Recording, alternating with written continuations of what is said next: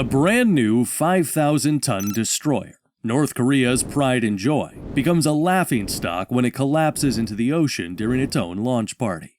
But this is where the story gets really interesting. That spectacular failure was a mask for a much deeper secret, a formal defense pact with Russia.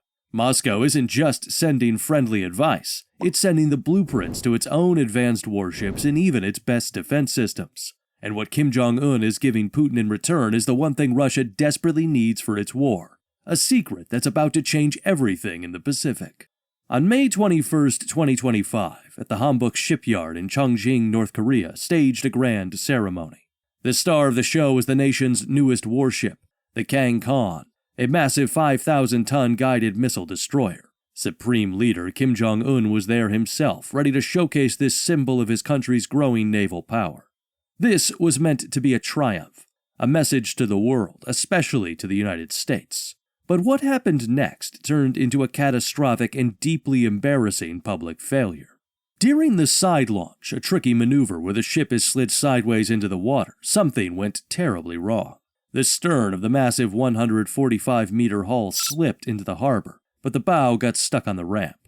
For a few horrifying seconds, the immense forces of gravity and buoyancy tore at the ship, twisting its frame.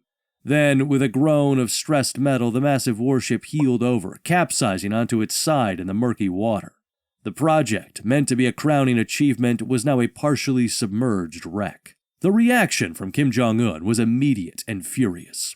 In a move that surprised everyone, they broadcast Kim's rage, calling the event a serious accident and criminal act caused by absolute carelessness, irresponsibility, and unscientific empiricism, and could not be tolerated. He promised severe punishment for those responsible, and at least 4 senior officials from the shipyard and the munitions industry department were reportedly detained. Truth be told, this wasn't about transparency.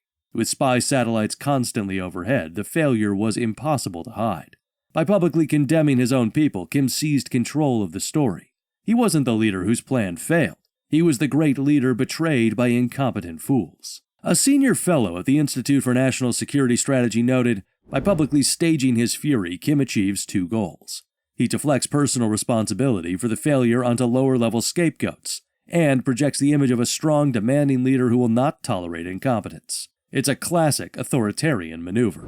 But Kim's anger was just theater, because the collapse itself pointed to a deeper, far more dangerous secret. This spectacle was more than just a meme-worthy blunder. It was an X-ray of North Korea's military reality. They are building impressive-looking warships, but under the surface, they are cutting corners. The electronics, the radar, the missile systems, all of it is unproven.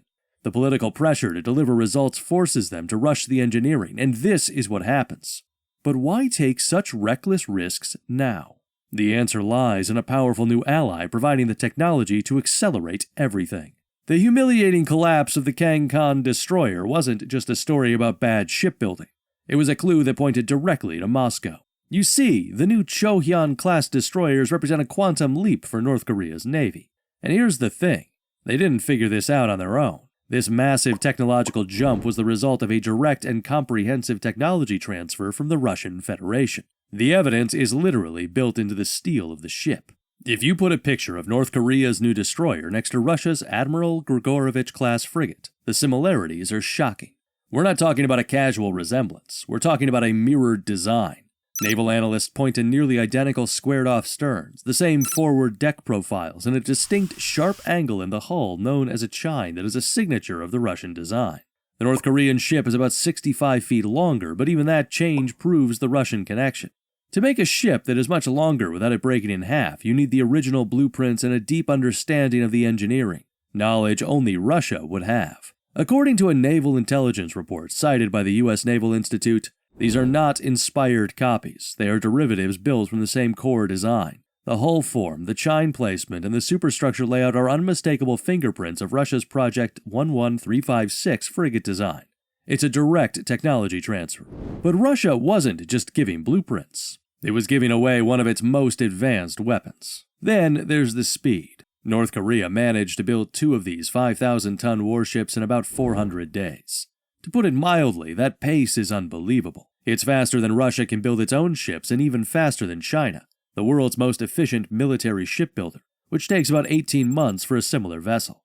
This kind of speed is impossible without massive outside help, likely in the form of prefabricated sections and technical advisors on the ground. But the most undeniable proof, the smoking gun, is a piece of hardware bolted onto the deck of these new destroyers, the Pantsir-M Naval Air Defense System. This is an advanced weapon that combines missiles and rapid-fire cannons to shoot down incoming threats like sea-skimming cruise missiles and drones. Until it appeared on this North Korean ship, this system was exclusive to the Russian Navy. This wasn't an export model sold to an ally. This was Russia giving away one of its own frontline defense systems. This transfer changes everything. It gives North Korea's warships a level of survivability they have never had before, making them a genuine threat in any conflict. And if Russia is willing to hand over Pantsir-M, what else is it secretly supplying? The answer is alarming. The incredible flow of advanced Russian military technology into North Korea didn't happen for free. At the heart of this dark alliance is a brutal transactional exchange. North Korean blood for Russian steel. To pay for the warship designs, the advanced weapons, and the technical know-how, Pyongyang has sent a large expeditionary force to fight and perish on the front lines of Russia's war in Ukraine. This grim arrangement is cemented by a new defense pact that officially brings their Cold War alliance back from the dead. In June of 2024, Vladimir Putin and Kim Jong-un signed the Treaty on Comprehensive Strategic Partnership. By December 4th, it was officially in force. Putin called it a breakthrough document, and Kim hailed it as the strongest ever treaty between them. The most important part is Article 4, which is a mutual defense clause. It states that if either country is put into a state of war, the other will provide military and other assistance with all means in its possession without delay. This is an ironclad security guarantee, legally obligating them to fight for one another. A U.S. State Department official warned, Article 4 isn't just rhetoric. It's a formal commitment that fundamentally alters the security landscape. It effectively provides Pyongyang with a nuclear shield for any future aggression, creating a level of risk not seen since the Korean War. To hold up its end of the bargain, North Korea has dispatched tens of thousands of its soldiers to Ukraine. U.S. and South Korean intelligence agencies have tracked a massive deployment, with estimates suggesting between 10,000 and 15,000 soldiers sent by late 2024. Some reports indicate that number could eventually swell to over 40,000. These aren't just any soldiers. They include elite special forces units like the Storm Corps. On the battlefield, they wear Russian uniforms and carry fake identification to give Moscow a thin excuse, but their presence is confirmed. These North Korean troops are reportedly used as expendable forces, sent on costly assaults against heavily fortified positions. The casualty rates have been exceptionally high. By early 2025, Ukrainian President Volodymyr Zelensky estimated that 4,000 North Korean soldiers had already become casualties. By September, South Korean intelligence put the number of losses at over 2,000, with total casualties approaching 5,000. But from Kim Jong-un's cold, strategic view, this is a price worth paying. For the first time in over 70 years, his army is getting real-world experience in modern, high-intensity warfare. The soldiers who survive will return as a battle-hardened corps, ready to transform the entire North Korean military. They are trading their soldiers' lives for the technology to build a modern navy, and the ultimate prize thereafter is still hiding beneath the waves. The alliance between Russia and North Korea, sealed with blood in Ukraine and steel in the shipyards, creates a new and far more dangerous North Korean threat. This isn't just about one or two new destroyers. It's about a complete change in the strategic balance of the Pacific. The combination of advanced hardware, battle-tested soldiers, and a formal defense pact with a nuclear-armed world power has made North Korea more capable and confident than ever before, forcing the United States, Japan, and South Korea to confront a chilling new reality. The most destabilizing part of this whole deal is Russia's help with North Korea's #1 military goal, building a nuclear-powered submarine. A nuclear sub can stay underwater for months, providing a nearly undetectable platform to launch a nuclear strike from anywhere. It's a game-changing weapon, and building a compact, safe nuclear reactor for one is incredibly difficult, something experts thought was far beyond North Korea's ability.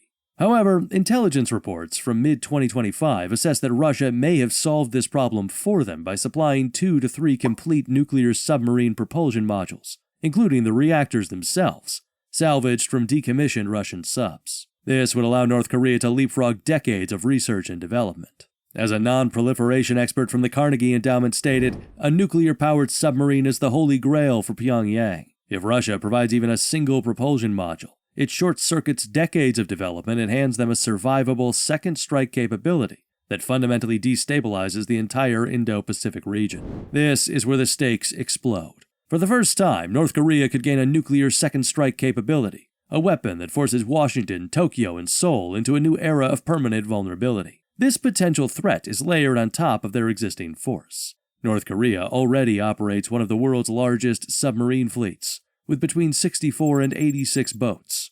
While most are old and noisy diesel-electric subs, they still pose a risk.